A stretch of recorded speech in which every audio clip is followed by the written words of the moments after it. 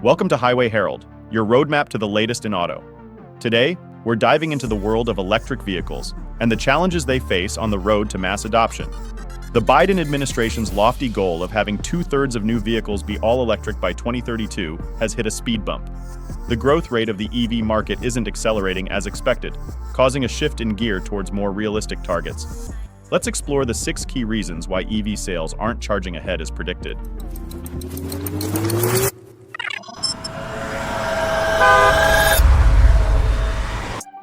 Reason number 6, an overstocked market. Reports are increasingly highlighting the plight of electric vehicles, EVs, languishing unsold in dealerships. Dealers are expressing their dissatisfaction with the current state of EV sales, and some are even reluctant to sell them.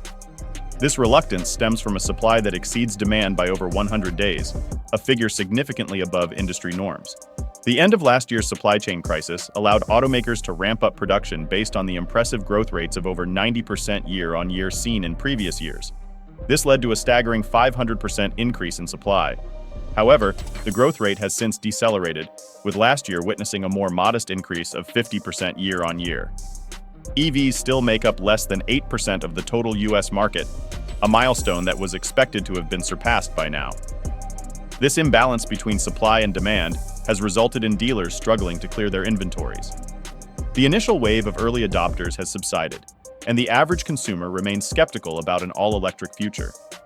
This has led to a further slowdown in growth, and it's no surprise that some automakers have recently decided to cut down production of certain EV models. Reason number 5, the cost factor. While EVs are becoming more affordable, they're still not priced for the mainstream market.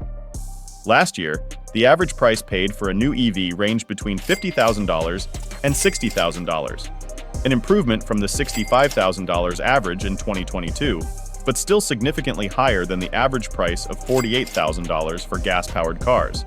The lack of affordable models is a major hurdle. There are only a handful of EVs priced under $30,000, with a few more in the $30,000 to $40,000 range. The majority are priced much higher, limiting options for mainstream buyers. Given that hybrids are cheaper, with an average price of around $40,000, it's no wonder they're growing at a faster pace than EVs. They're currently the rational choice for customers with environmental concerns, offering more affordable prices and eliminating range and charging anxiety. Remember, the cost of owning an EV doesn't stop at the purchase price.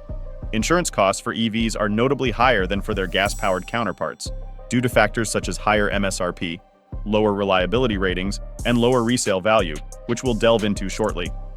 Reason number 4, the hurdle of range and charging. One of the major roadblocks preventing consumers from fully embracing EVs is the dual challenge of range and charging.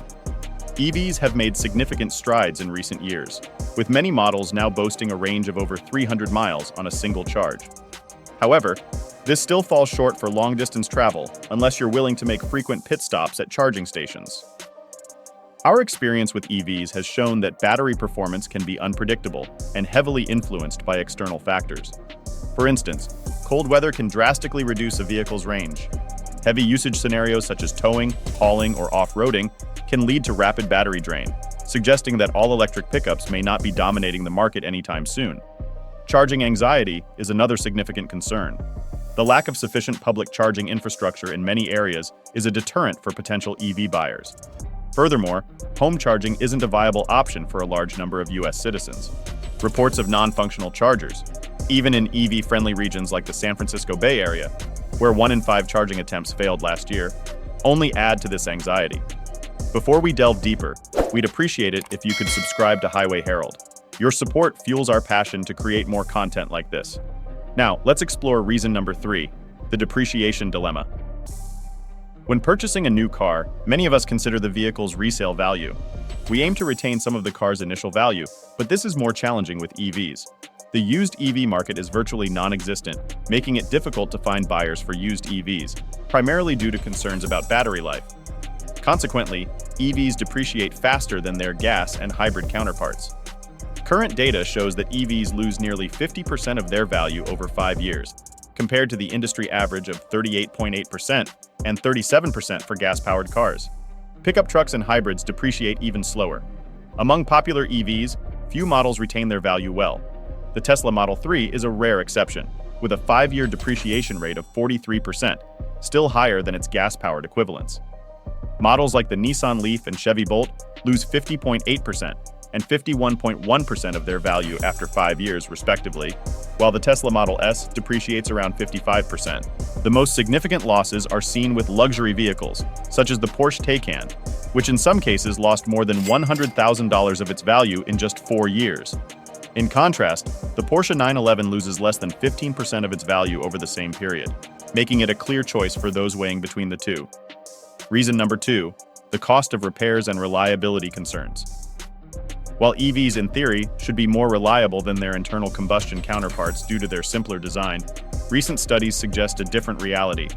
A report by Consumer Reports revealed that EVs are actually 80% less reliable than gas-powered cars.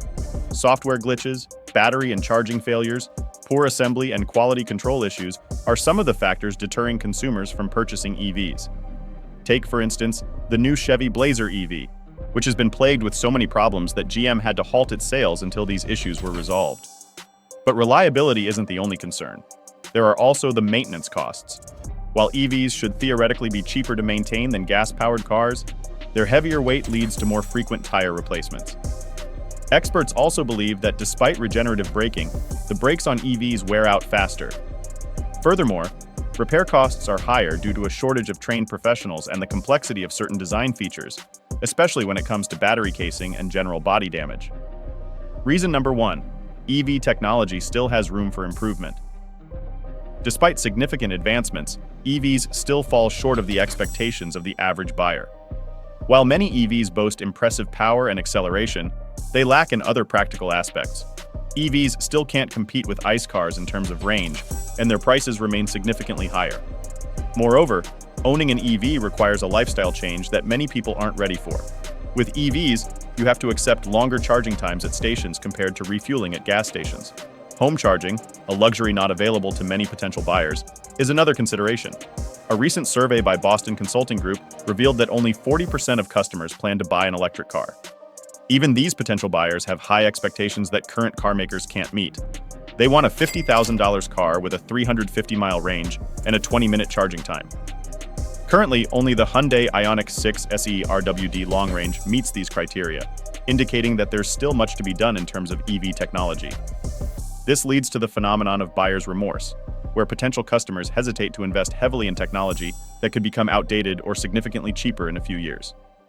Thank you for joining us on this journey through the world of EVs on Highway Herald. Don't forget to subscribe to our channel to stay updated on the latest vehicle news and insights. See you in the next video.